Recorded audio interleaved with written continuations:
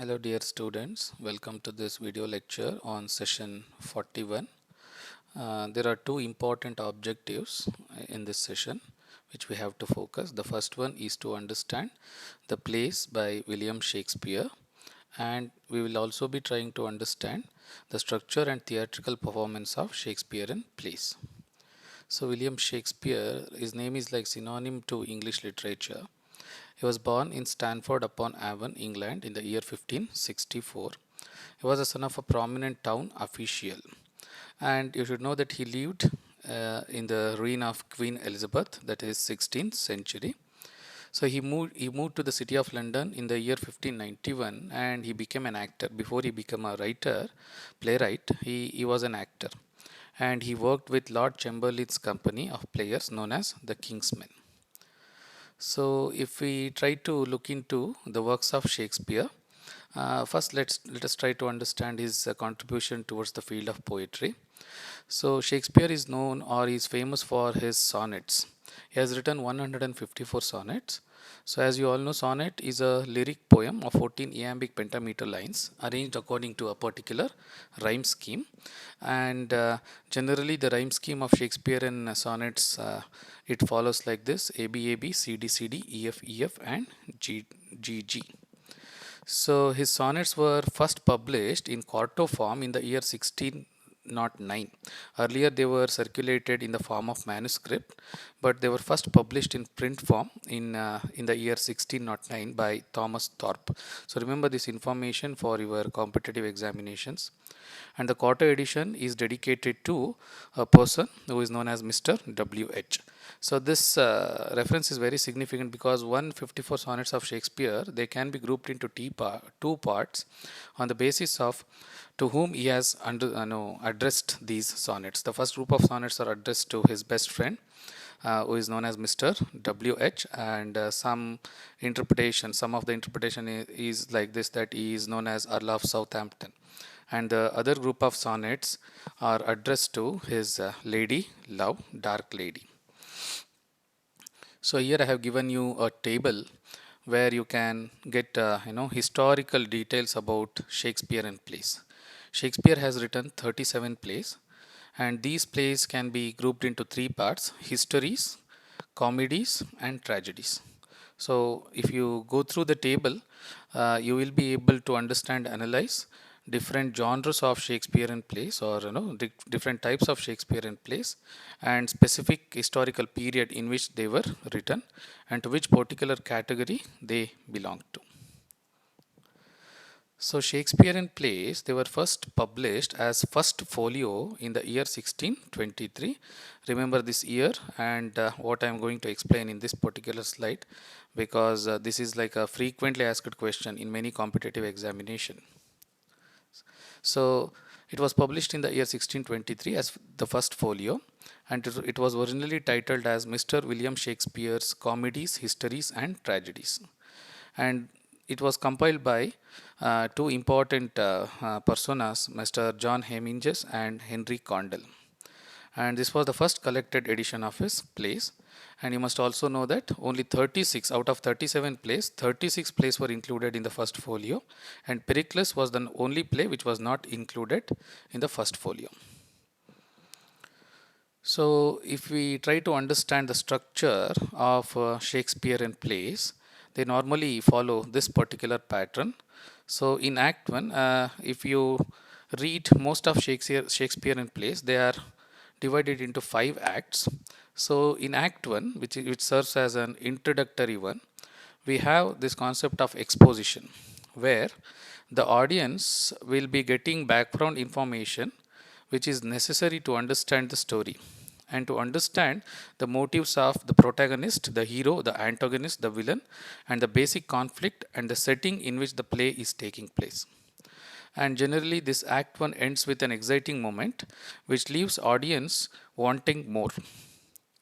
And Act 2, it can be called as rising action, because here the internal conflict through which the protagonist or an antagonist goes through would lead the play into a kind of action where the protagonist tries to or attempts to reach the goal which he has set.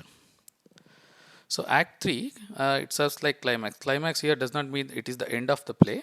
Here, climax refers to a kind of turning point, which marks a change of for better or worse in the protagonist's affair. If it is a comedy, things will, they would turn or take a better turn towards a better things, or if it is a tragedy, it will turn towards a worsen things.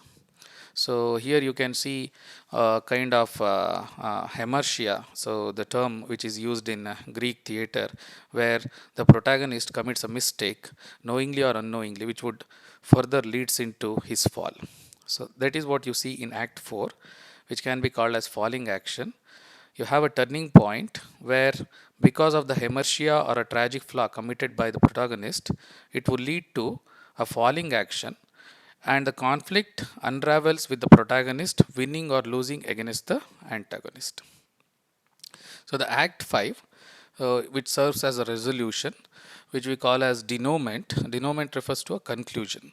So in a comedy, what happens in this part, that things for protagonist, things would turn into better ways, whereas in a tragedy it would end up in a in a kind of catastrophe where protagonist is worse off when the story began.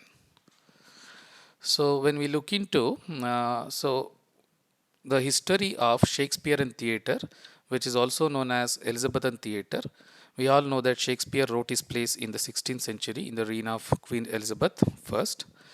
So when dramas were performed in this particular period, they were performed by certain group of people who were considered as vagabonds and thieves. They were not given any kind of proper recognition in the society. But what happened later, licenses or rights were given to some noblemen, a minority group of people, for maintaining actors.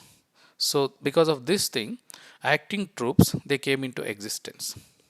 So these acting troops, they used to perform these dramas in the courtyards of taverns, which are known as innyards, where temporary stage was erected.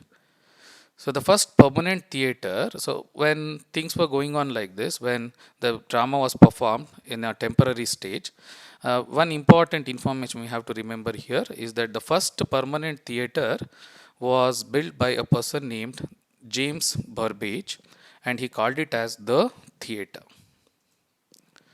So the structure of this theater was like this. You have a picture of the theater. It was a round wooden roofless building. So it is a roofless building.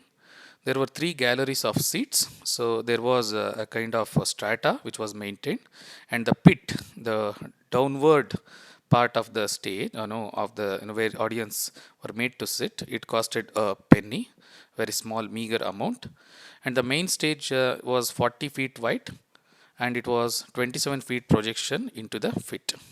So there was a provision for music room, and there was provisions for heaven and hell to perform different scenes. So what happened later in London? So Lord Chamberlain's men, they performed his plays.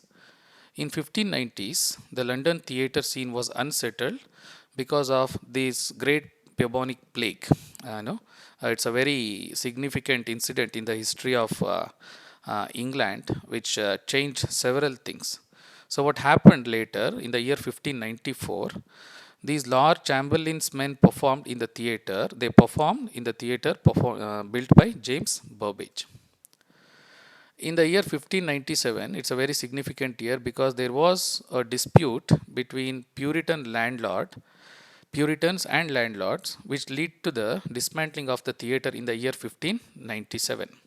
So when the theatre was dismantled, the same timber, the wooden timber, was used to build the Globe. So this is very significant because the Globe serves as a home for many of the Shakespearean plays. So remember this important information. The first Shakespearean plays to be performed in the Globe was Julius Caesar, and it was performed on 21st September 1599. So these are some important informations which you have to remember about Shakespeare, William Shakespeare, Shakespearean plays, and also the history and the structure of Shakespearean drama, and also the structure of Shakespearean theatre. So at the end you have multiple choice questions. Go through the questions and try to answer the questions, which would further enlarge your knowledge. Thank you.